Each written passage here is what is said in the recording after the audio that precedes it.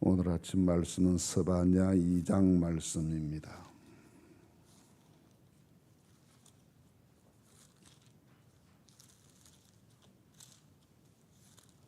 구약 스바냐 2장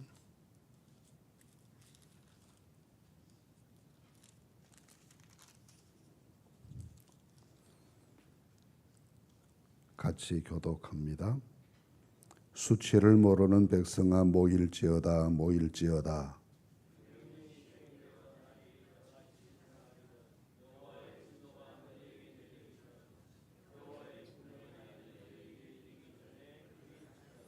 여호와의 규례를 지키는 세상의 모든 겸손한 자들아, 너희는 여호와를 찾으며 공의와 겸손을 구하라.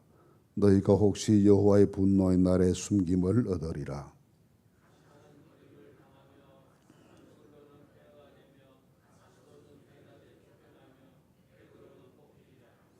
해변 주민 그렛 족속에게 화 있을진저 블레셋 사람의 땅 가나안이 여호와의 말씀이 너희를 치나니 내가 너희를 멸하여 주민이 없게 하리라.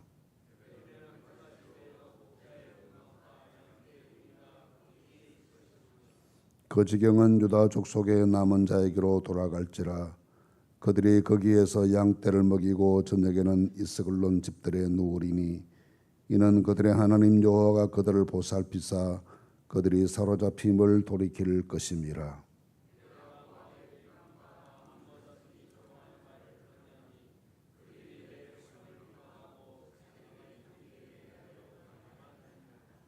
그러므로 만군의 여호와 이스라엘의 하나님이 말하노라. 내가 나의 삶을 두고 맹세하노니 장차 모압은 소돔 같으며 암몬 자손은 고모라 같을 것이라. 찔레가 나며 소금 구덩이가 되어 영원히 황폐하리니 내 백성의 남은 자들이 그들을 노력하며 나의 남은 백성이 그것을 기업으로 얻을 것이라.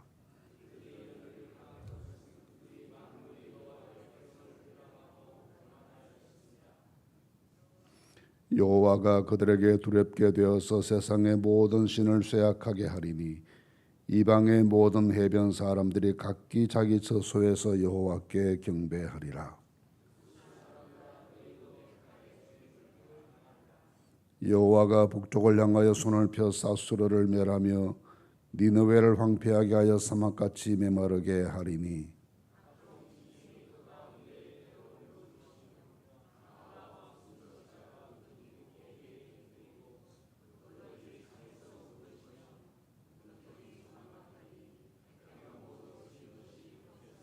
같이 봅니다.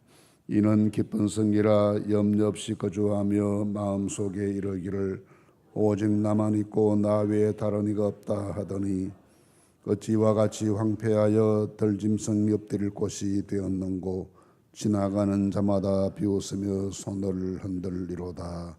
아멘.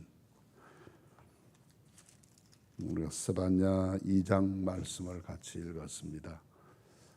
스바냐 선지자는 1장 말씀에서 밝힌 대로 자신이 왕족 출신의 선지자임을 말씀했고 또 활동했던 시기가 요시야 왕의 시대였다는 것도 밝혔습니다. 그 아침에 말씀드린 것처럼 이 시기 요시야 왕의 시대는 요시야 왕의 전반기에는 은인자중하면서 때를 기다리는 어린 왕의 성장 시기였고 그 후에 26세가 되면서부터 본격적인 개혁 작업을 시작했는데 그렇게 보면 이 말씀 스바냐 선지자의 활동은 요시야가 본격적인 신앙 개혁 작업을 시작하기 이전에 기록된 말씀이다 라고 그렇게 말씀드렸습니다. 1장 말씀에서는 앞으로 하나님께서 타락한 유다 왕국에 대해서 진노하실 것이라는 것을 말씀하신 객관적인 내용이었고 오늘 읽은 2장 말씀에서는 이스라엘에 대한 심판이 있겠지만 그 이전에 주변 여러 나라들에 대한 하나님의 심판이 이루어진다는 것을 밝혀주고 있습니다.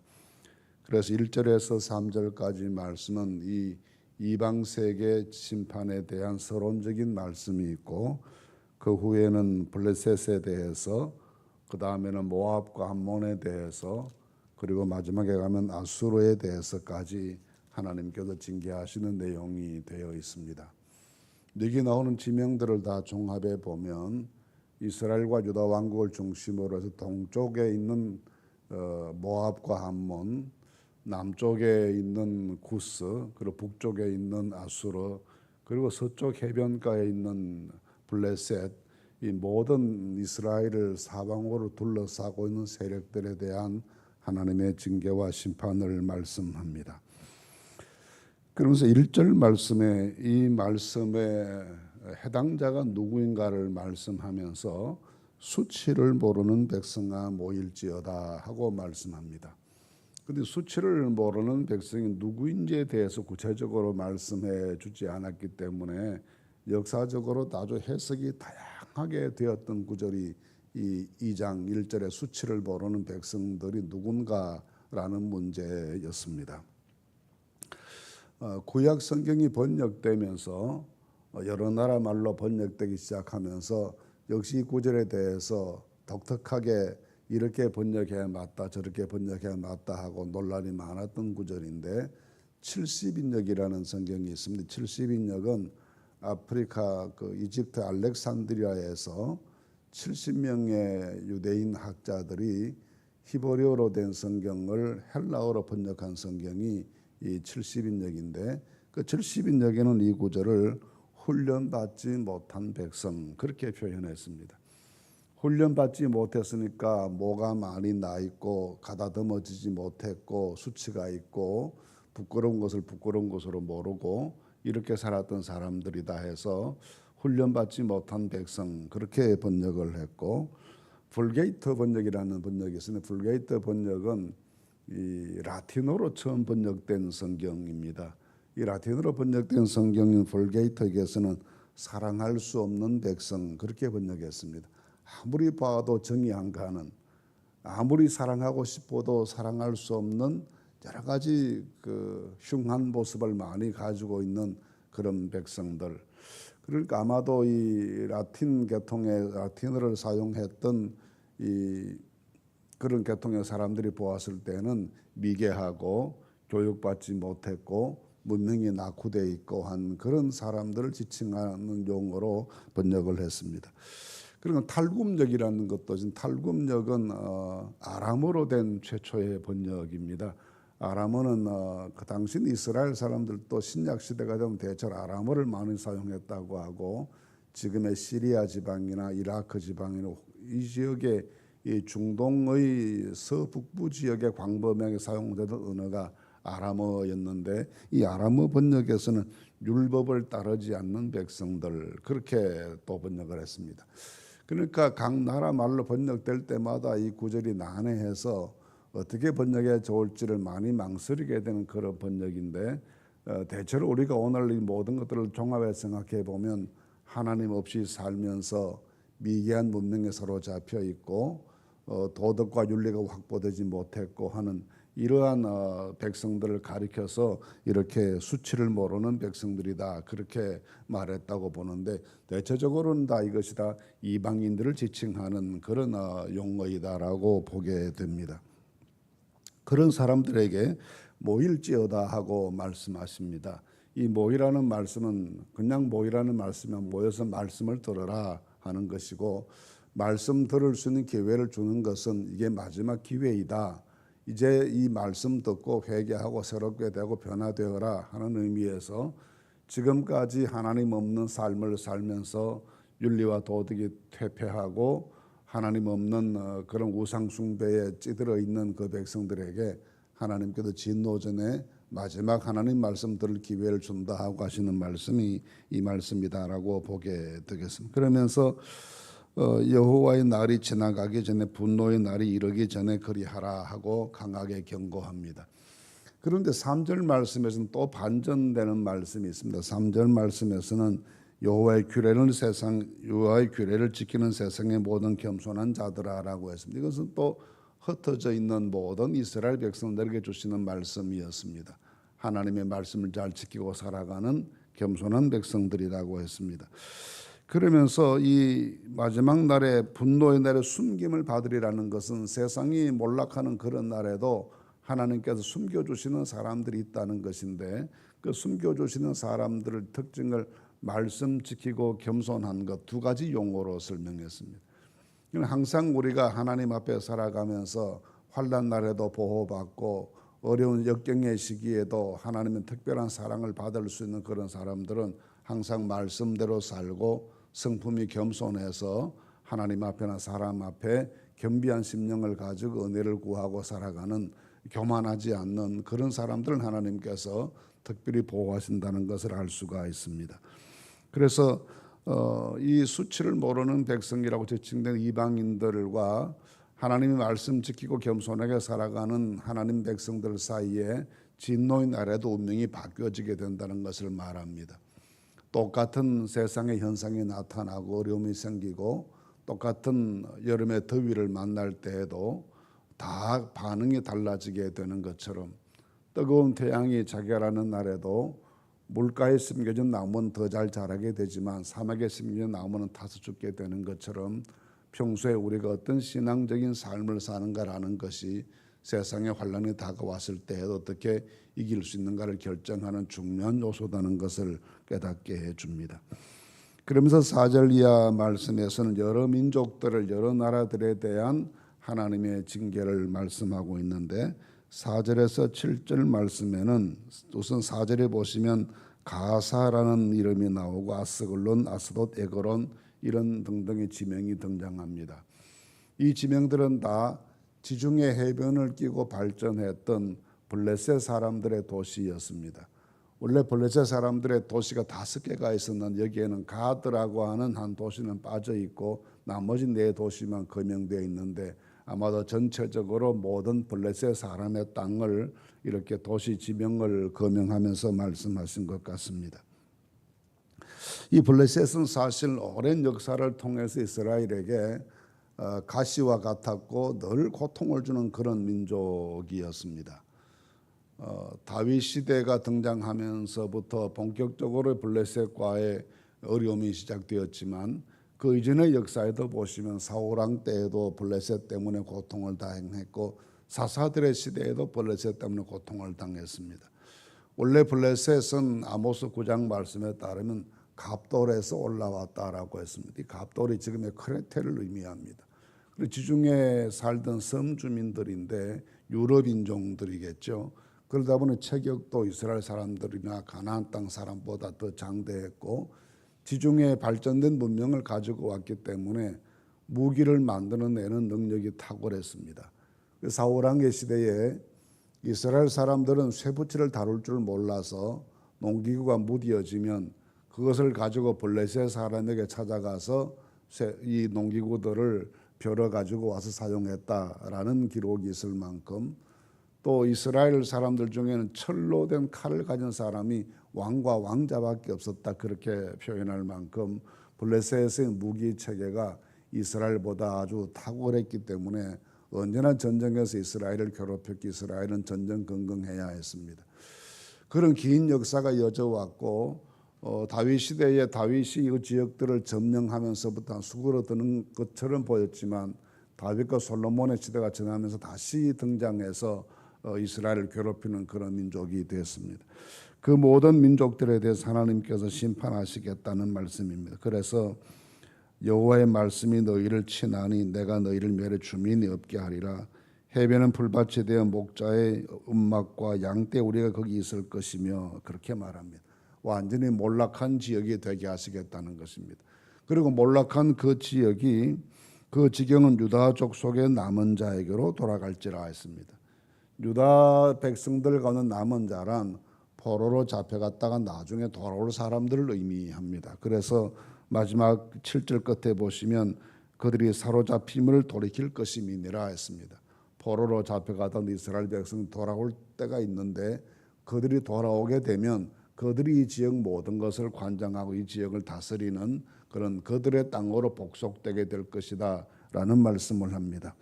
그래서 오랜 시간 동안에 자신들이 가지고 있던 무기나 또 용맹함이나 잔혹성을 가지고 끝없이 이스라엘을 괴롭히던 세력이었지만, 하나님의 때 하나님께서 정리하신다는 것을 보여줍니다.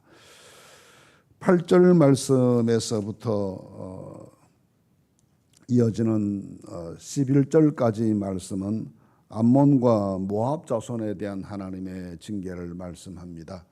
이 암몬과 모압은 요단강의 강 건너편 동쪽에 있는 그런 지역이었습니다. 사해 동쪽에 있는 지역을 모압이다 그렇게 말하고 좀 올라가서 갈릴리 지역의 동편에 있는 지역을 암몬이다 그렇게 말합니다. 대체로 우리가 이 지역에 세 나라가 있는데 아주 남쪽에 에돔이 있고 중간에 모압이 있고 북쪽에 암몬이 있다 그렇게 보시면 이 동편 지역에 있는 나라들을 알 수가 있습니다. 이 백성들에 대한 죄를 말씀하시면서 이들이 내 백성을 비방하고 그들의 경계에 대하여 교만하였고 이런 등등의 말씀을 합니다. 여기 있는 이 말씀에서 대체로 모압과 암몬의 큰 죄는 바벨론이 이스라엘을 침공해 왔을 때 이스라엘을 대하는 태도와 관련이 있습니다. 늘 경쟁적인 관계에 있었고 암몬이나 모압이 가끔씩은 또 국경을 넘어와서 이스라엘 왕국을 침범해 오기도 했고 그런 역사가 국경을 마주하고 있으니까 자주 일어났습니다. 또 이스라엘도 때때로 보면 암몬 지역 정복에 났을 때도 있었습니다. 유명한 이 우리아가 다윗의 함정에 빠져서 전쟁하다가 전사하게 됐는데 그 전쟁했던 것이 바로 암몬성에서의 전쟁이었습니다. 그렇게 보면 이스라엘도 때로는 이 지역을 정복하기 위해서 군사 작전을 하기도 했고 때로는 또 그들이 또 넘어와서 이스라엘 괴롭히기도 했는데 마지막 역사의 종말에 크게 어려움을 당합니다.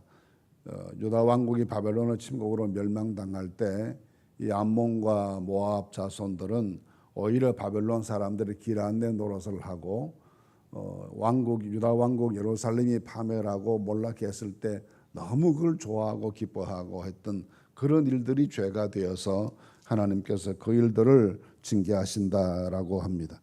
그래서 그들이 소돔과 같고 고모라와 같아지게 되고 소금 구덩이가 되고 찔레가 나고 그런 심판을 말씀합니다. 원래 이 지역이 다 소돔성이 있던 곳과 비슷한 곳이고 고모라가 있던 곳과도 비슷한 곳이고 해서 소돔 고모라를 두 지역으로 나누어 여기다고 하는 한쪽은 지금의 요르단에 있고 한쪽은 이스라엘 땅에 있다고 합니다. 서로 그렇게 주장을 하는데 사해를 중심에 두고 좌우로 나누어져 있는데 그렇게 몰락해버렸던 사해처럼 되어버린 그런 땅이 되게 하시겠다고 하나님께서 징계를 말씀하십니다. 12절에는 구스 사람들에 대한 말씀이에요. 구스는 지금의 이디오피아이지요. 그런데 내용이 아주 간결합니다. 간결하게 구스 사람들은 너희도 내 칼에 죽임을 당하리라 그렇게 말씀만 합니다. 다른 나라들에 대한 심판을 말씀하실 때에는 다 망하고 땅이 폐허가 되고 나라도 없어지게 되고 그런 강력한 징계를 말씀하시는데 구스에 대해서는 칼의 진노가 임할 것을 단순하게 말씀하십니다. 구스는 역사적으로 이스라엘과도 관계가 많았고 서로 각자의 지역에서 발전된 문명을 가지고 있었기 때문에 상거래도 심했고 그 솔로몬 시대에는 아주 적극적인 교역이 이루어졌던 그런 나라이기도 하고 해서 평소에 친분이 많았습니다. 또 때로는 이 구스가 이디오피아가 세력을 확장할 때에는 이집트까지 정복해서 이집트에서 BC 720년 이후에 한 7, 80년 동안은 이 구스 이디오피아 사람이 이집트를 지배하던 그런 시기도 또 있었습니다. 그렇기 때문에 이 이디오피아가 이 구스 사람들이 애굽을 지배하고 침략할 때에는 애굽의 세력이 그것을 막아내라 급급해서 이스라엘을 괴롭히지 못하기도 됩니다. 그래서 굉장히 역사에서 희비가 엇갈리는 그런 관계를 가졌던 역사가 있습니다. 그럼에도 불구하고 이 땅을 심판하게 된다고 말씀하시는데 구체적으로 어떤 잘못인지에 대해서는 알 수 없지만 이 국제적인 대환란의 시기에 그들도 칼의 죽임을 면하지 못하는 전화를 피하지 못하게 될 것이다라는 전쟁의 여파가 그들에게까지 미치게 될 것이라는 말씀을 합니다.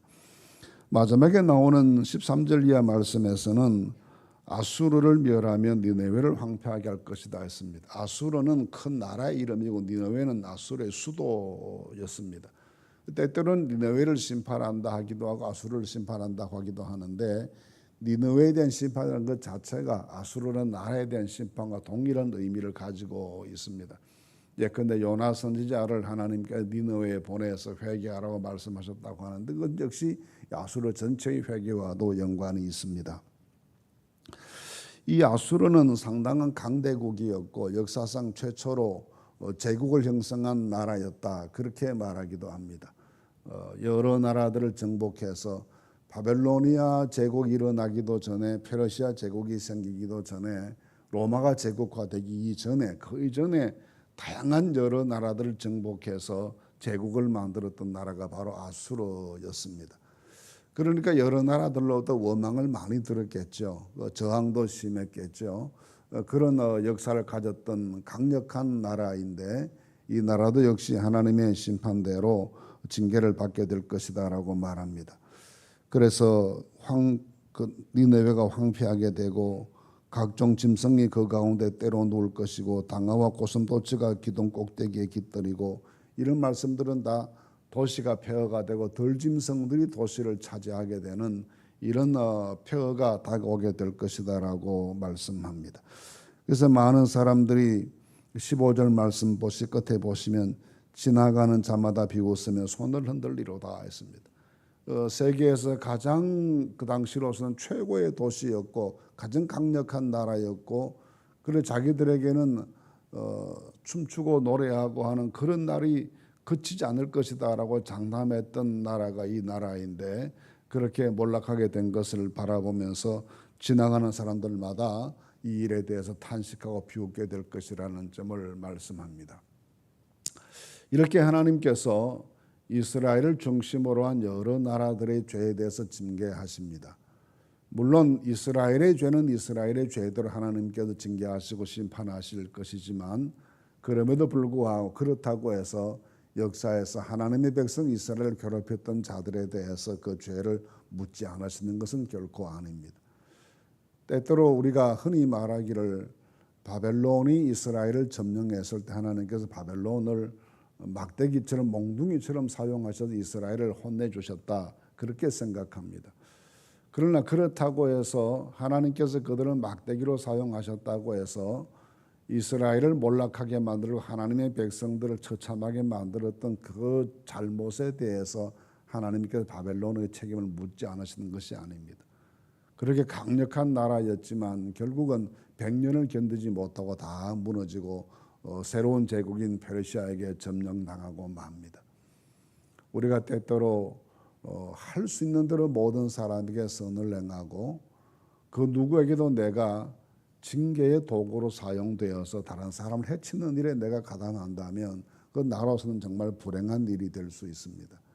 블레셋 사람이 또는 아수르 사람이 모압과 암몬 사람들이 동서남북에서 이스라엘을 괴롭히는 세력들이었지만, 또 그렇게 괴로움 당하게 하시는 이유가 다 하나님께서 하나님 말씀대로 살지 않는 이스라엘을 깨우치고 기도하게 하기 위해 하신 그런 방법이기도 했지만, 그렇다고 해서 이 사방 나라들의 하나님 백성 괴롭힌 잘못에 대해서 하나님께서 책임을 묻지 않으시는 것은 아니었습니다.